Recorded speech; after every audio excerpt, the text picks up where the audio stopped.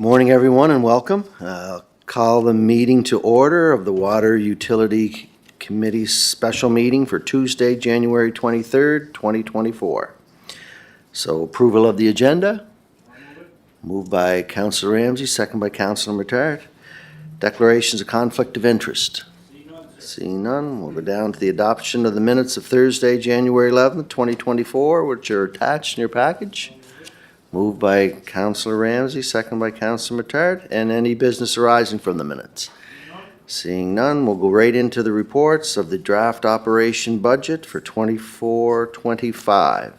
And Manager McEwen, take it over, please. Very good. So in your package, there is our draft operational budget, and you have the summary sheet that shows our revenue and our expenses for the year. So to pull together the budget, there are three divisions within the water and sewer utility. We have the finance side of the corporation, our pollution control plant, and our works and engineering.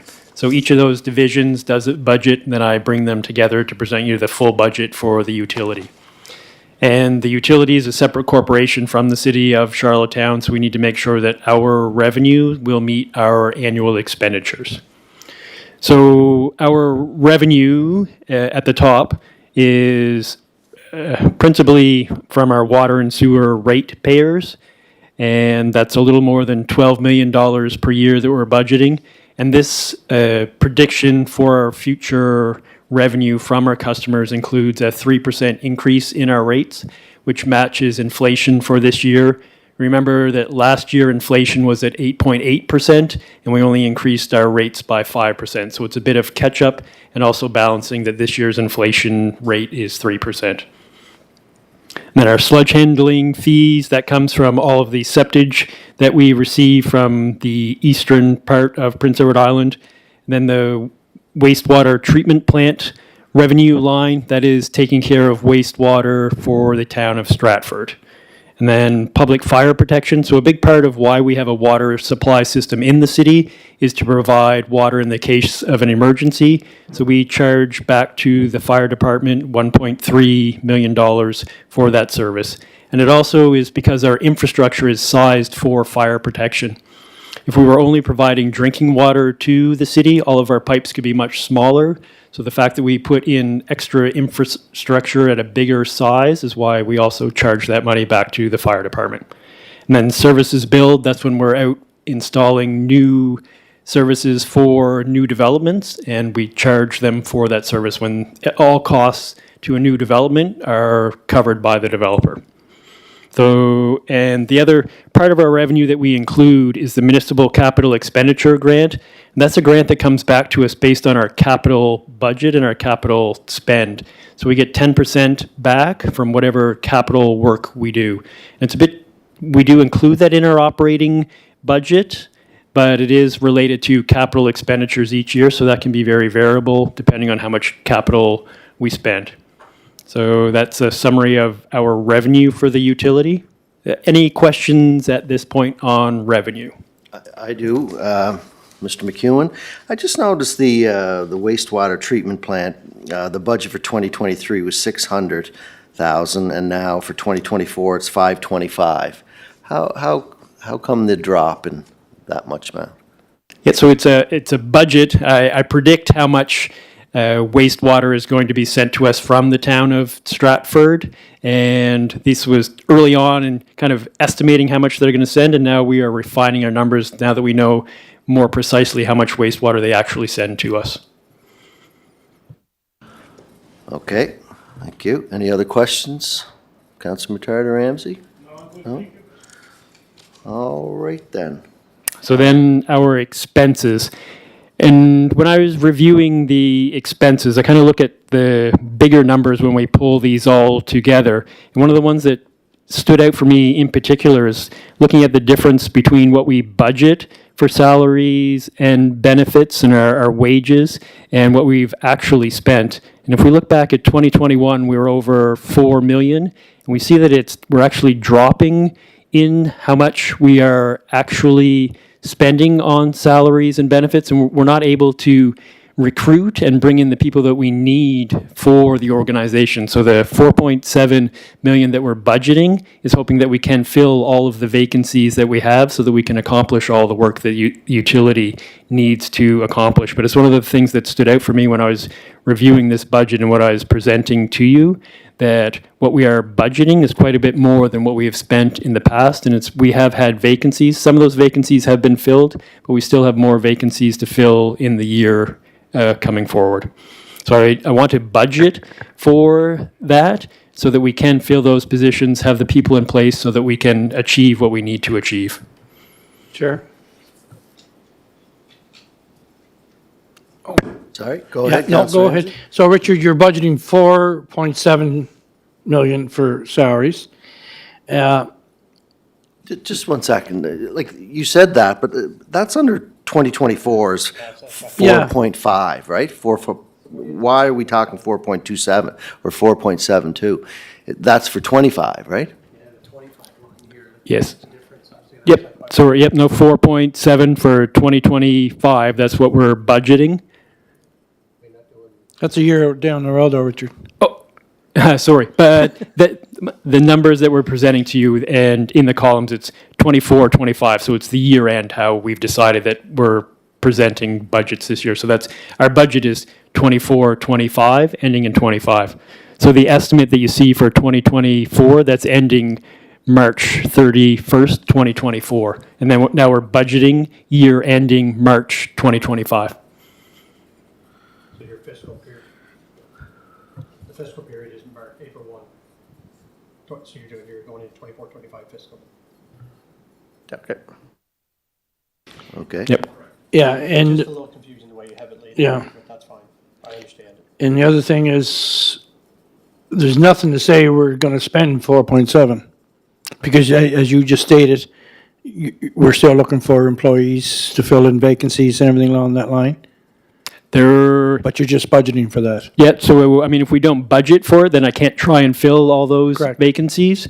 But I need to budget for it in the hopes that we will fill those vacancies and find strategies to make sure that we are hiring the people we need to look after the water and sewer utility. Are you feeling positive about filling those positions, Richard, or? We're talking some strategies and very hopeful that we'll handle and try to be an employer of choice and get those positions filled. Okay, thank you.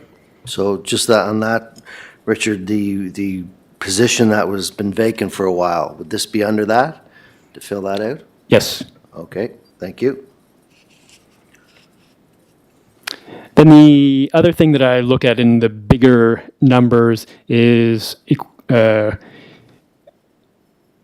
equipment repairs and rentals. So that's repairing our equipment, and in particular at the wastewater treatment plant.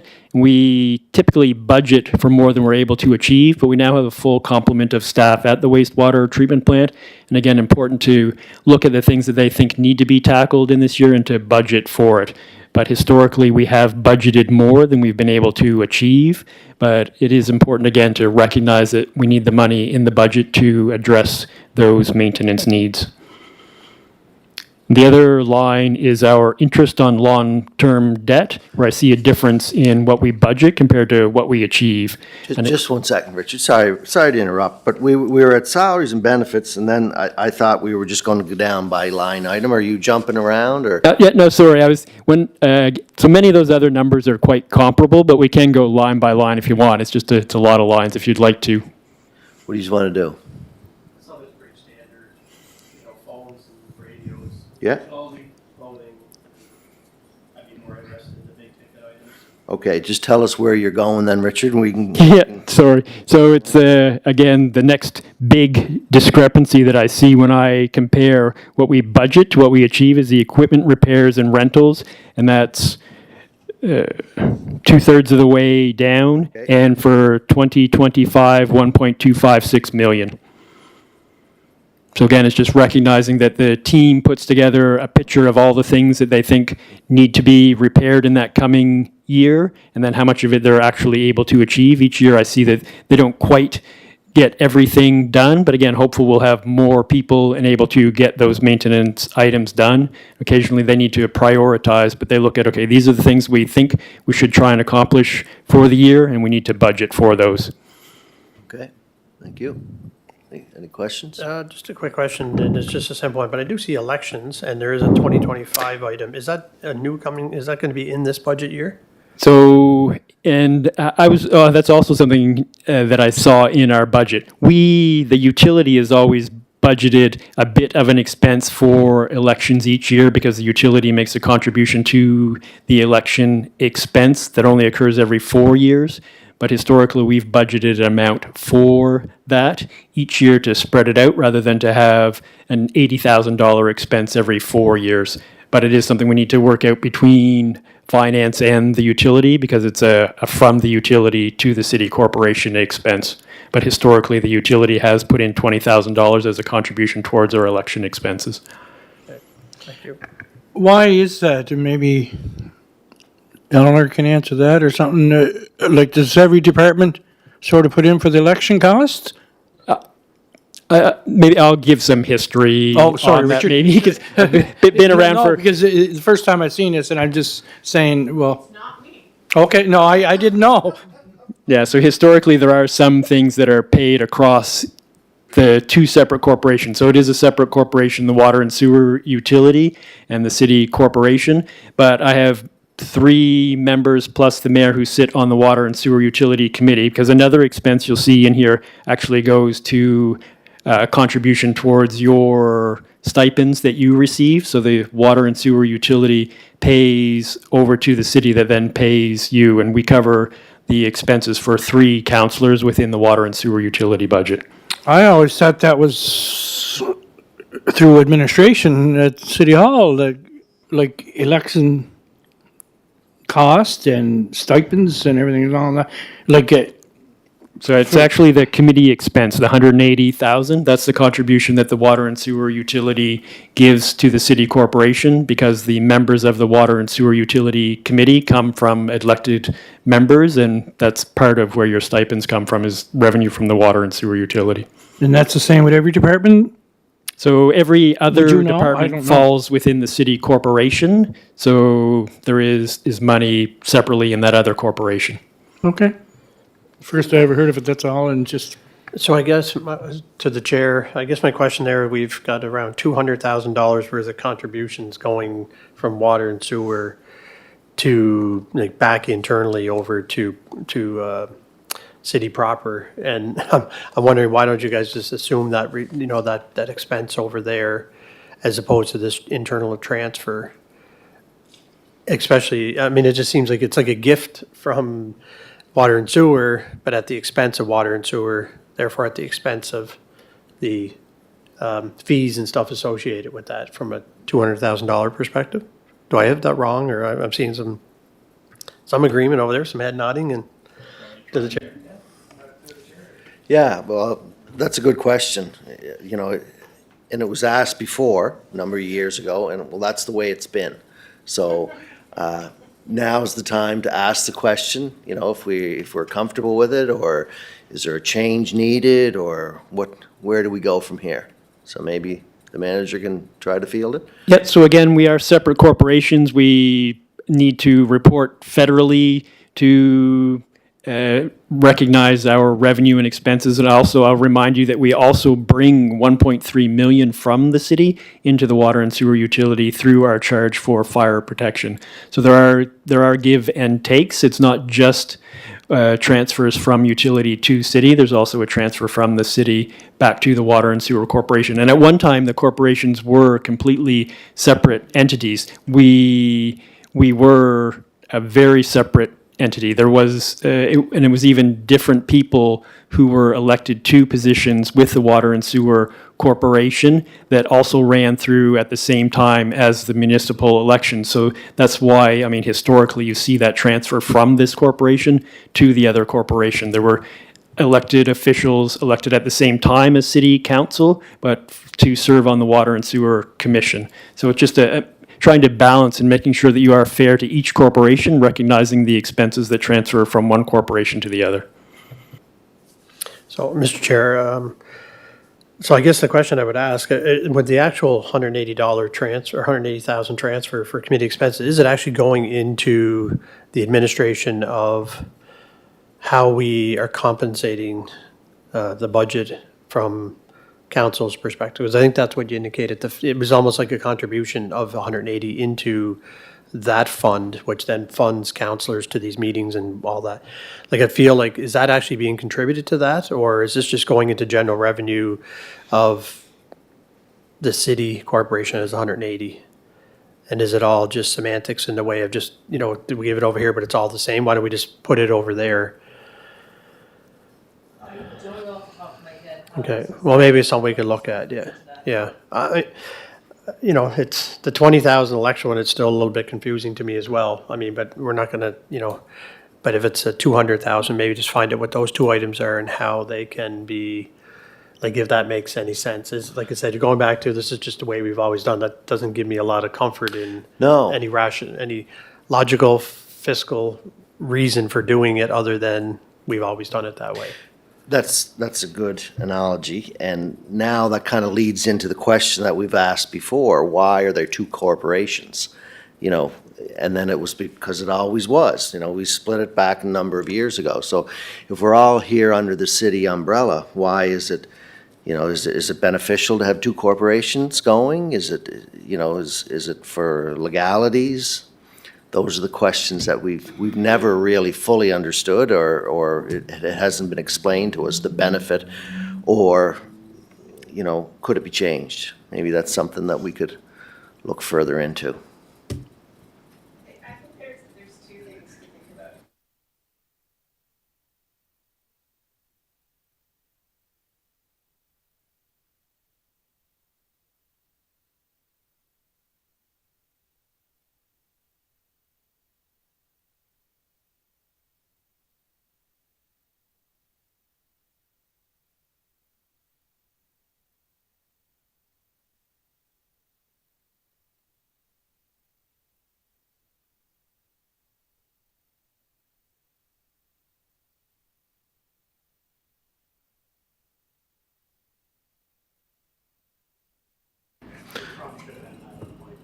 Yeah, that's a good explanation. Yeah, Chair, is that done in other places too, Richard, would you know?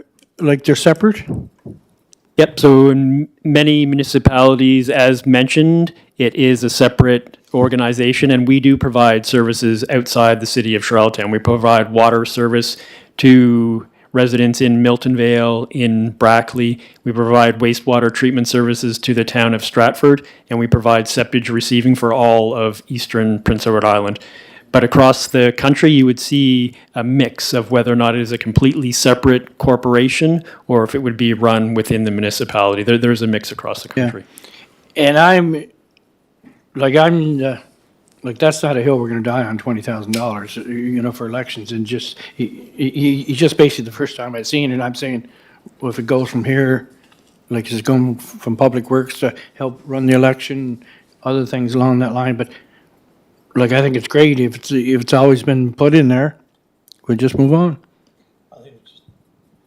I think it was more of a point of clarification as to what it is. But then when I seen the above line at 180, now I'm seeing extraordinary expenses down below to the tune of another 100 and some thousand. So we've got close to $400,000 in additional expenses from water and sewer utility, and just wondering where that best fits. I mean, that's not a small piece of revenue or expense. That's $400,000 worth of expenses there. And again, the question around, now that we're on it, extraordinary expenses. I've heard that now a few times in different areas. I'm not entirely sure, Chair, what that encompasses and how that's used throughout the year. Sounds like a contingency fund, maybe. I don't know if that's what it's actually used for, or and how it's accessed. Could you explain that, Richard, for us? Yeah, sure. The extraordinary expense. There are expenses that we can't carry in the budget, and we need to carry them in an extraordinary expense in case something does come up as a contingency, but there are other planned contingencies.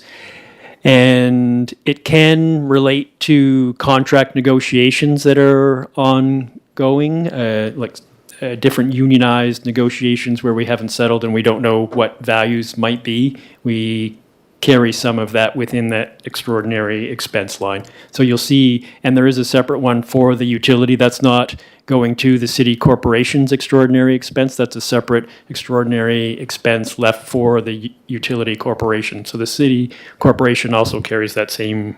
Yeah, I've Same heard that expense. a couple times, and thank you. Thanks for that explanation, Jerry. Any other questions, Councillor Ramsey or Councillor Matart, that you see jumping out to you? So when pulling this together, we look at the difference between our revenue and our expenses, and it does show a slight deficit of 265,000 for this budget, and we can't present a deficit budget, but we will have a surplus from last year that will carry into this year to cover off that deficit that we're showing in the budget. So we will be presenting a balanced budget. Sorry, Mr. Chair, as I'm going through it too here. Richard, just a average question. Backhoe rental, rough 57 and 62,000, right? Anyway, did you ever think about having our own backhoe, or is this, we do have our own backhoe, I assume, but this is just out renting another one, right? And I'm just wondering, in the long run, would it be pay off to have our own, I guess? Or do you have to hire an employee for that also? Yeah, thank you for the question. We look at this each time, but you hit the nail on the head with the review of it. When we look at how much we pay for a rental backhoe when we need it, when we look at the expense for us to own and maintain a backhoe, plus put somebody into it, it's more cost effective for us to rent a backhoe when we need it. Because an employee, you're paying them all the time, whereas when you're renting a backhoe hire, you're only paying them when you need them. You good? How about you, Councillor Matart?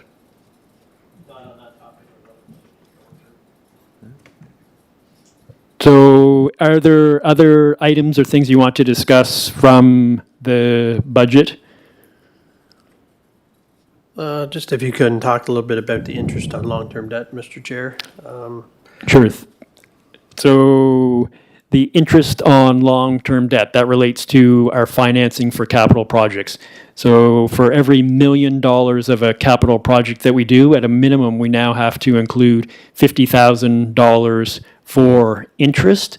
And then the other spot where a capital project comes into our operating budget is a depreciation expense. So typically, if we have $1 million project, it could have up to $100,000 influence on our operating budget. So an increase of $300,000 on this budget for the interest represents $6 million of capital lending that we need to do to cover that. So it's important for us to be looking at that into the future, because you recognize from our initial presentation on the budget, the thing the utility needs to look at is our aging infrastructure. So it's important for us to keep an eye on that and make sure that we are bringing revenue into the utility so that we can start to address that infrastructure deficit that we have within the city within the city of Charlottetown. Because each $1 million that we're going to borrow, we're going to have to pay each year $50,000 on our operating budget just to cover the interest. Okay, just one question on the solicitors and consulting fees. I see a drop of 10,000 for this year projected. Would that cover any outstanding contracts that were now outstanding? That is the hope. So you hope to have them done fairly quickly? Yes. Okay, And, Mr. Chair, if you don't mind? go ahead. I lost it here now. Something keeps popping up on my screen. Where am I at? Oh, so Richard, you said if this is all going to be a 265,000 deficit, but or you said we have money to cover that deficit? Yes, so we'll have a surplus, an anticipated surplus from this operating year, and we are able to carry that surplus forward to cover a potential deficit in the year forward. So if everything is approved on this, you would have a balanced budget. Yes, we'll present a balanced budget. And that's what we sort of strive for every year for every department, I think. Yes, yeah, as a city and a water and sewer utility under the MGA, we need to budget for a balanced budget. We cannot have deficit budgeting. Yeah, that's correct. Thank you. Just one more question there, Richard, on the repairs and maintenance of buildings. Moving into the new building, but I see there's 120,000 more for this year's budget. Is that, why is that? Is it more operating costs for out there or here? Where does that go? Yeah, so actually for that building, we don't pay anything on repairs and maintenance. We actually pay a lease for that building because we don't own that building, but the water and sewer utility has all of our lift stations, and our wastewater treatment plant is where the main expense comes from our own buildings. So we actually pay a rental fee. It's another one of the from utility to city corporation fees that we pay. So we were paying rent at the McAleer facility, and we will also pay rent at the new McAleer facility. So actually, none of those repairs and maintenance expenses are for our actual public works building. Okay. I didn't understand that. but that's Mr. good. Chair, question for clarification. I'm looking at the '24 budget, estimated budget. I suspect this is at a point in time where you're projecting you might be 3.75 million in the good, but is this at a point in time? Because then on your actual budget for '24, you're 534 deficit. So is that, am I understanding that correctly? That is, you haven't got everything in by March 31st, but you're projecting would be lower? Yes. So Offset that. on the 2024 budget, we were also budgeting with a potential $500,000 deficit. But again, we had a surplus that was able. previous year. Yes. Okay.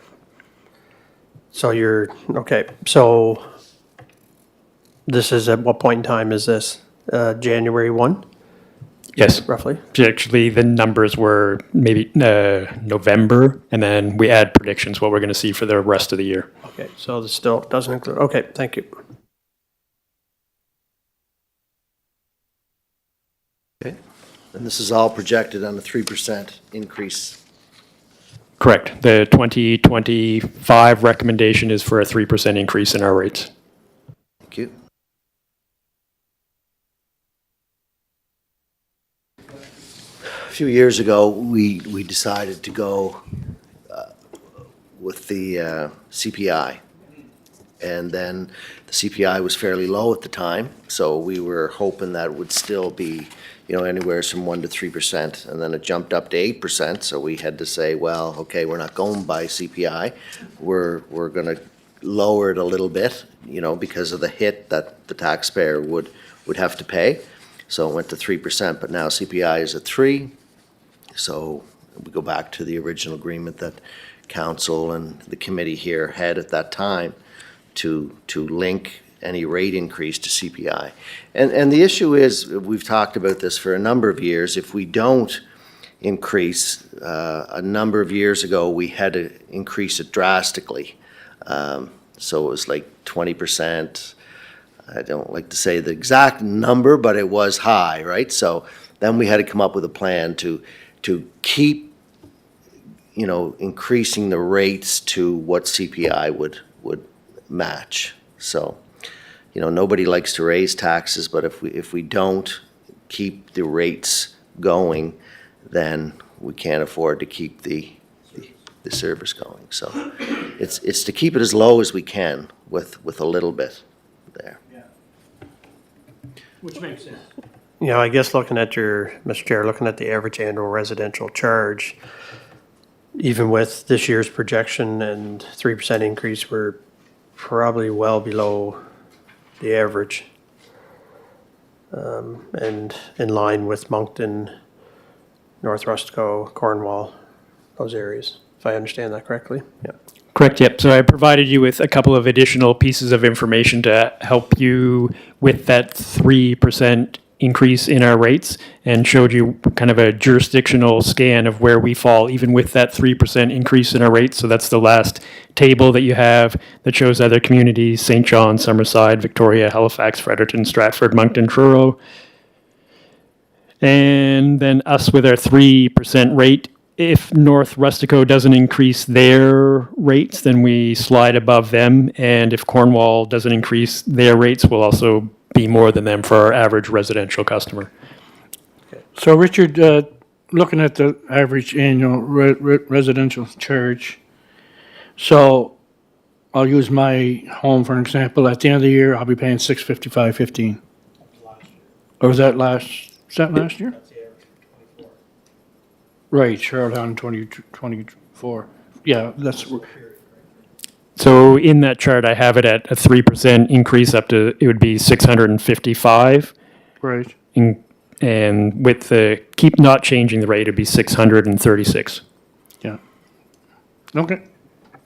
And then the other chart that I provided for you lets you know that right now, 27% of our customers in 2023 will be paying less than $510 per year, and that was our flat rate back in 2013. And if we adjust that flat rate of $510, which is what most people were spending, because most of our residential customers were flat rate customers, and if we adjust that for inflation up to the end of 2023, that'd be $670. And 75% of our customers have their cost for the year is less than $670. So 75% of our customers are spending less on water and wastewater than they did back when we had a flat rate system.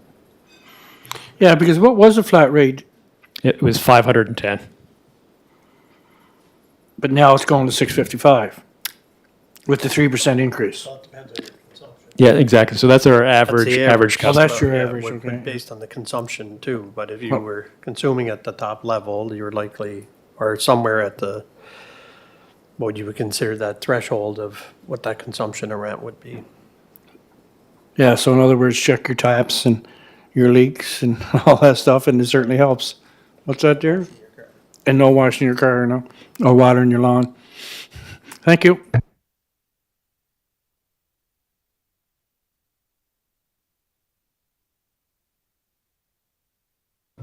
Yeah, correct. About $20 for the year. Okay.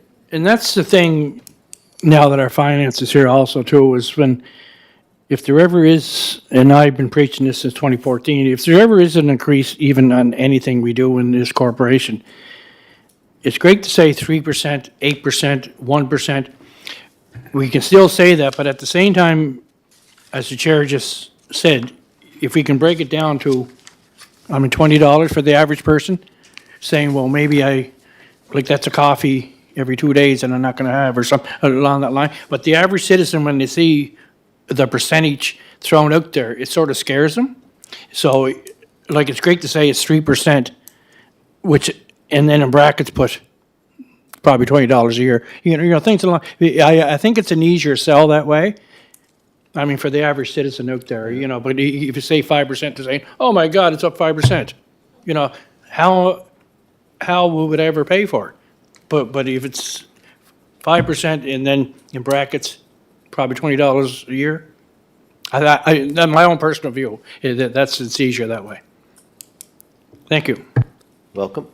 So that pretty well wraps it up, Richard. You got anything else to add or anything? No, that's everything. Thank you very much. You guys good with everything?